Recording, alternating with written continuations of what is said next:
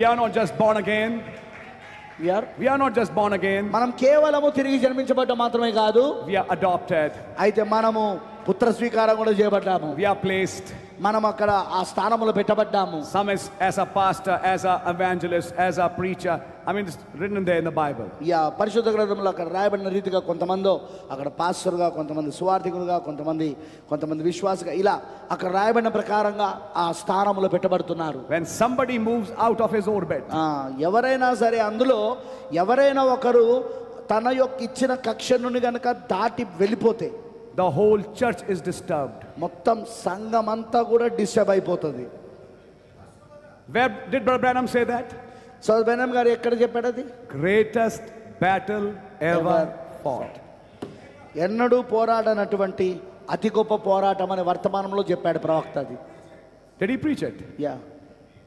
When a deacon says, I can be a pastor. మరొక deacon చెప్పినప్పుడు నేను పాస్టర్గా ఉండగలనని.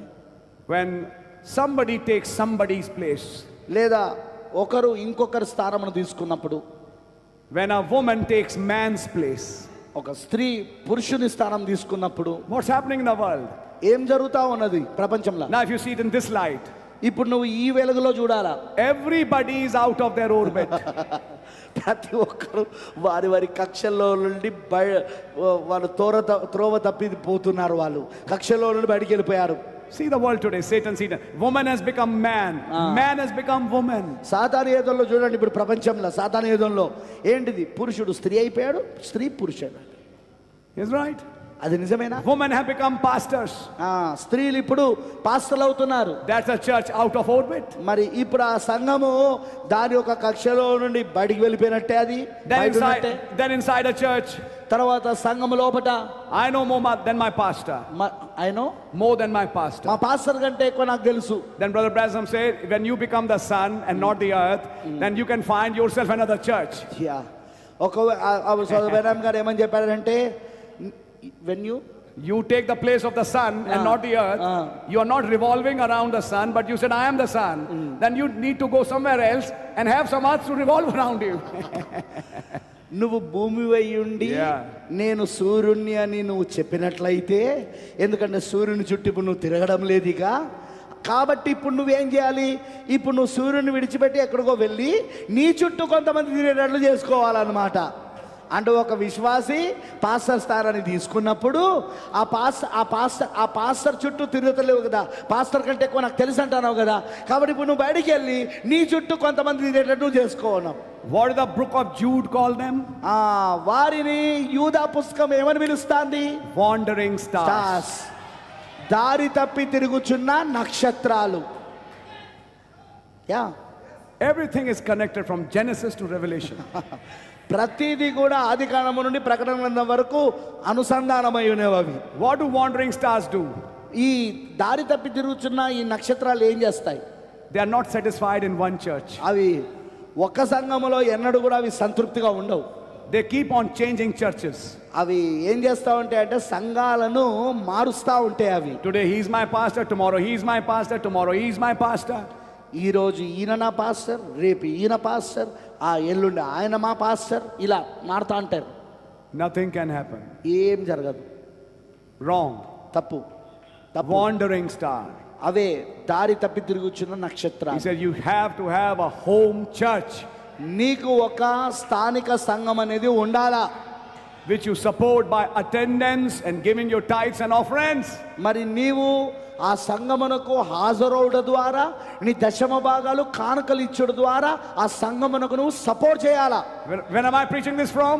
Pardon? Where am I preaching this from? దీన్ని నేను ఎక్కడి నుండి బోధిస్తున్నా? 4th day of Genesis. Yes. ఆది కాండములో 4వ రోజు గురించి మాట్లాడతారా, నేను అందులో నుండి బోధిస్తానా? You see, చూడండి మీరు, this message has applications. Yes. ఈ వర్తమానమునకు ప్రతి దానికి అన్వయించుట ఉంటదండి.